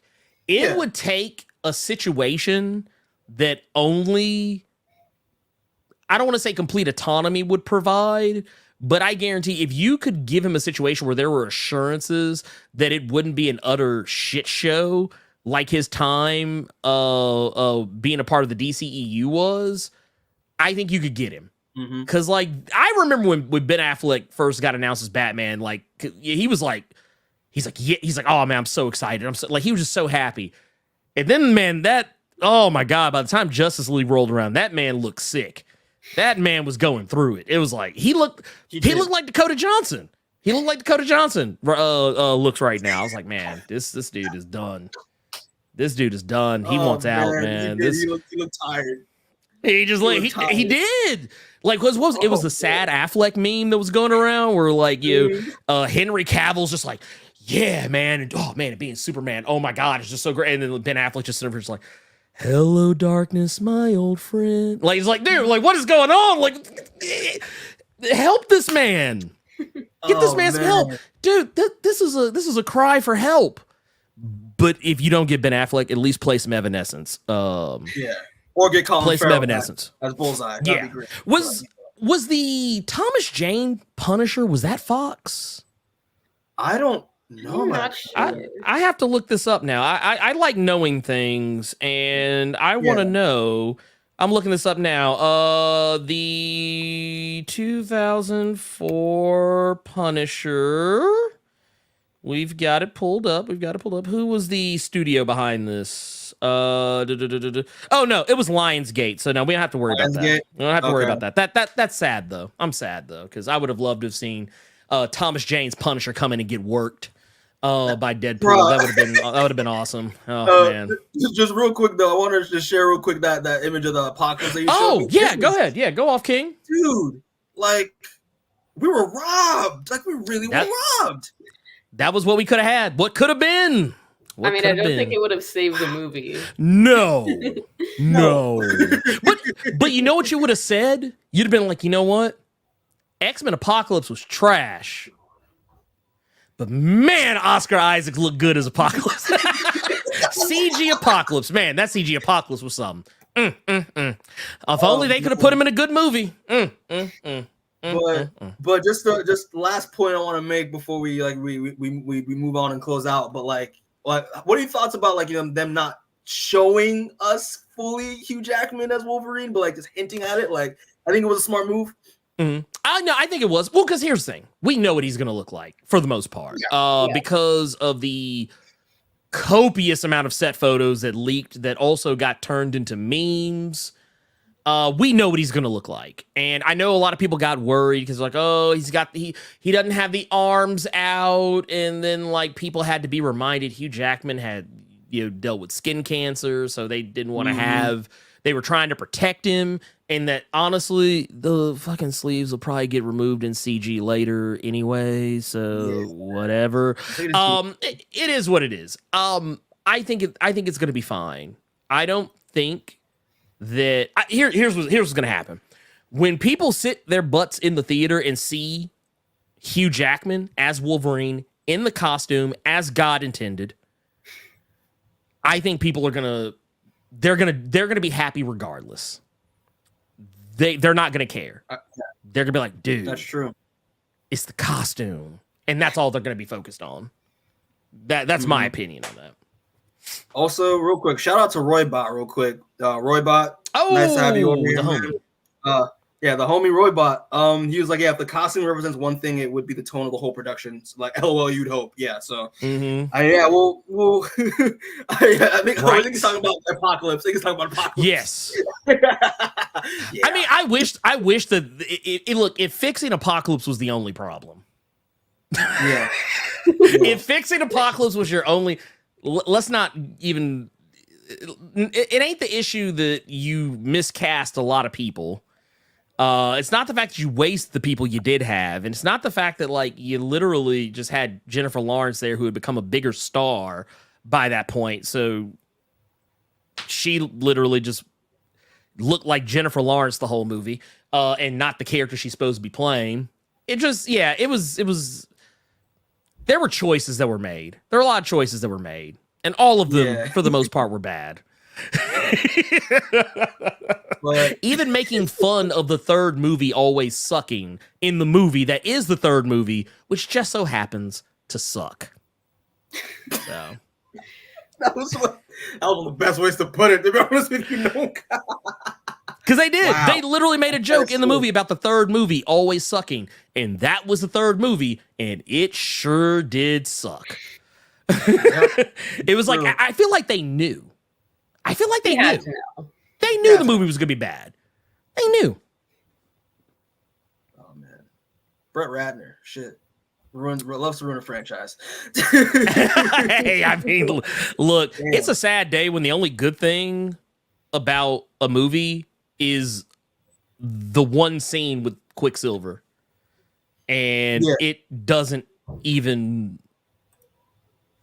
It has no bearing on the movie itself. Like, it's literally... It's a meme. It's literally a meme. It's like there's nothing else to watch this movie for. It's like the Phantom Menace. No one watches the Phantom Menace all the way through. You watch the Duel of the Fates and you cut it off. That's it. That's what this is. Yeah, pretty much. It's their Duel of the Fates. Third movie. but yeah, I mean, just to close it out though, I mean, I'm excited. I mean, I'm very excited. I mean, like it feels like I haven't been like, I feel like this is a general consensus. Like this, a lot of people have been excited for a Marvel project like this in a while, you know, like especially after what we've gotten in, like, you know, phase 4 and phase 5. But like, this is a product that everyone's like, yes, no, we're seeing this. Like this is gonna, our chairs are gonna, our seats, our butts gonna be in the chairs. We already got the tickets. Like we're good, you know. We were gonna buy the Deadpool special popcorn bucket whenever they launch that. Oh no, yeah. I definitely will. And I hope that it's like his head. Yeah. Like cut open. Yeah. I just eat the popcorn out of his skull. They're gonna do that. I feel like that has to be a must. But yeah, I'm very excited. Obviously, I mean, this is thumbs up, like double thumbs up, like duh. Like I don't know what, like clearly, like it's just this movie's getting watched. Like it is what it is. I just want to see. I just can't wait to see all the Chud channels and Chud social media accounts. I can't wait to see their narrative about how this movie is going to bomb at the box office because it's woke. Yeah. Can't wait for that. Yeah, I'm looking forward to that discourse. And then while I watch those videos or read those tweets, I will be doing it while taking some popcorn on my Deadpool popcorn bucket. Actually, I want a Deadpool cup. I'm actually gonna get the double set. I want the double set. Be like, can I get the cup and the popcorn tin? Can I have both, please? Thank you. I want to see it because I want to see people try to mental gymnastic their way around why this movie is going to bomb at the box office, or if it for whatever reason doesn't do well, how they're going to try to be like, oh, well, see, it's because they did this. Yeah, see, it's that one part there, that 1 2-second scene where they went woke. They put a female villain as the lead antagonist, and that's what. See, if they would have put Magneto, this movie would have made $1 billion. Yeah. You know, the same Magneto we've seen like 80 million times over the course of 18 years. Yeah, that's why. Yeah. Yeah. Anyway. Is that anyone else have anything else to say before we move on to just final thoughts, recommendations, all that? Nothing. All right. So go see it. Go see it when it comes out. That's what I say. Listen, go see it twice. Marvel's taking risks. So hey, maybe Blade will be good. Maybe. Let's hope. Please, Marvel. Please. I mean, hey, I can always hope. I hope a lot of things, and that's one of them. Please don't let Oscar award-winning actor Mahershala Big Hirsch Ali, don't waste him, please. Nah, don't do it. Don't waste Big Hirsch. Nah, don't. As a matter of fact, not just him, but I also just want to say don't waste an opportunity to reclaim a sizable portion of the Marvel Cinematic Universe fan base. I'm gonna tell you right now, if you put out a Blade trailer and it even looks half-ass decent, Black folks are going to show their whole entire ass to go see this. Like, we didn't even see a whole lot with the Black Panther trailers. We just got a taste, a sniff of Black Panther, and folks were talking about showing up in dashikis and kente cloths and got the kufi hats and everything. Look, Blade is can elicit a similar response, and I feel like if you really want to make some money, you need to put your best Blade front and center. And I mean, you should do this with everything, but just specifically this, you need to show people something. You need to show people something that they haven't seen before, and that's difficult to do, especially with something they have seen before. But you need to show them at the very least something that looks like something they have never seen before. and I hope that they do it. I really do. I hope that the Blade trailer looks just as good as this. Yeah, for sure. It has to. I hope. I'm sorry. I'm like crying inside because I've been waiting so long for this movie. It really happened. I've been clowning on Mikey for this movie for so long. It's like it's not coming out. They're not gonna make it. Yeah, like I 2025. But Roy Bot's saying over here, Oscar award-winning actor Mahershala Big Hirsch Ali, doesn't he hate this whole Blade movie? No, he apparently likes the rewrite, allegedly. So, well, we also got to remember, we never heard anything from him specifically. Like, a lot of the stuff that's being said is like word of mouth, people saying, oh, well, I heard from a source, so-and-so, or source is close to. Look, I'm not trying to be ugly here on y'all's show, because I don't want y'all to catch any heat from anything I say, but I'm going to say this right now. There's a lot of Grace Randolphs out there who say they have sources, and let me remind you, they don't have sources. They didn't hear shit. They made something up to get people, because they knew it would get people talking, and that is, I guarantee that's what that was. I heard a lot of wild shit about that Blade movie, and all of it conflicts the next thing. Like, everything's like, oh, they were going to do it like this. Oh, no, then they were going to do it like that. And it's like, none of this sounds true. Like, none of, like, if any of these things are true, then none of the rest of these things can be true. Only one of these, out of these 20 different narratives I've heard, only one of them could possibly be true. And all of them could, because they all conflict each other. None of them make any freaking sense. Yeah, it's just, you got to take these sources and these rumors with a grain of salt. That's how I always do it. So sources are always, I made some shit up. Like, when someone says my sources say, I always say to me, and that's shorthand for I made some shit up, and this is my way of just deflecting if someone asks me where I heard it. Fair enough. Yeah, pretty much. also what PJ says, or you heard it from your brother, uncle's friend's roommate. That's what. Yep. But yeah, enough about Blade. Again, I don't want to cry because I know this movie's not coming out. But it's just like Blade 2028. I'm gonna have kids by the time Blade comes out. It's gonna be wild. Look, my kid's gonna be in high school by then, man. Look, go to college or something.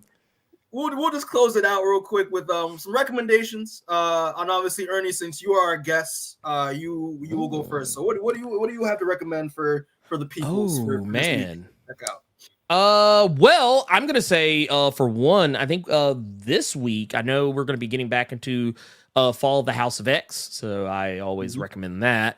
And I will also say that if for whatever reason you somehow slept on this and you're an OG like myself, you owe it to yourself to go check out that first issue of Thundercats at Dynamite Comics. It was really good. I liked it a lot. I know there's some people who said they didn't like it, but I mean, I don't know what they were looking for. That comic has more story in it and more heart in it than any episode or the entirety of the animated series of Thundercats has ever had, because they were literally just cartoons meant to sell toys.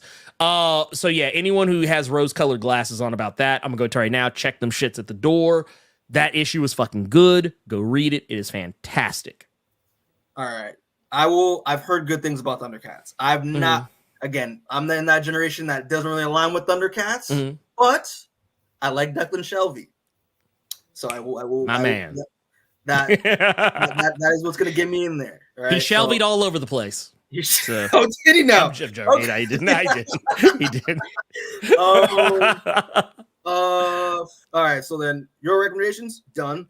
I'll go next because I actually have two things to recommend as well. I have actually something I've watched that I really want people to check out, and also a comic book that I want people to check out. But what I want people to watch and to read is simple. I mean, reckon know, right? I talked about this before last week. I mean, I love Donald Glover, love Atlanta. He's my Lord and Savior. Like he's the reason. He's my reason for being. Mr. and Mrs. Smith, dope. Is it Mr. and Mrs. Smith, Donald Glover's show that he's doing with this lovely lady over here? Crap, I just lost her thought. Forgot her name. Maya Erskine. Maya Erskine. Thank you, Ernie. The Blue-Eyed Samurai. Blue Eyed Samurai, hard. Mhm. And with Hiro Murai directing, Hiro Murai does stuff with Donald Glover, Atlanta. So this show is it was a surprise. I mean, I knew because of Donald Glover's work and how much of a fan I am of his stuff and Atlanta and all that stuff, and I knew it was gonna be good, but like I didn't expect it to be this in depth. Like it was like in terms of like layers of just character stuff and just like it's not the Mr. and Mrs. Smith you're used to seeing. It's not the Angelina Jolie, like, let's have sex and fight at the same time type of deal. Hey, but here's the thing though, right? There is some chemistry between these two, like really, really good chemistry. But there is a lot of messages involving, not just issues involving relationships and just how to deal with being in a marriage, but also individual growth as well in terms of, living life and all that stuff. It's with assassins and murder, and it's like it's really good. And it's even though the year just started, it is definitely on my list of one of my favorite shows of 2024 for sure. This show did not need to be this smart. It didn't, but it is. So please check it out if you have Amazon Prime or not. Wink, wink. Check it out, but support it because I want a season 2. And also what I want y'all to read is a book I just picked up today, titled Hexagon Bridge by a man known as Richard Blake, who is writing and doing the artwork for this series for Image. This book, I'm going to be honest with y'all, Rebecca, Ernie, I can't tell you what this book is about. It's too smart for my own good, but it's how I feel reading Decorum. Yeah. Like, it's just like what is happening? I don't know. I don't know quantum physics, but like the mystery of what's happening in this series is so interesting. Like I only read the first like issue, and I'm just like I'm intrigued by what's happening here. Like it's just weird sci-fi mystery stuff. And it's good, but again, I've only read the first issue, so I'm gonna read the rest of it. But definitely check this book out because its first issue was enough to grab me onto it. So Hexagon Bridge, Image Comics, check it out. And Rebecca, I think you're last, so you have that sounded rude, but I'm sorry. But it's just like, you also have some recommendations as well. What are your 2 things you want to recommend for the people? Yeah, I got a couple. They didn't just come out. They've been out for a little bit now.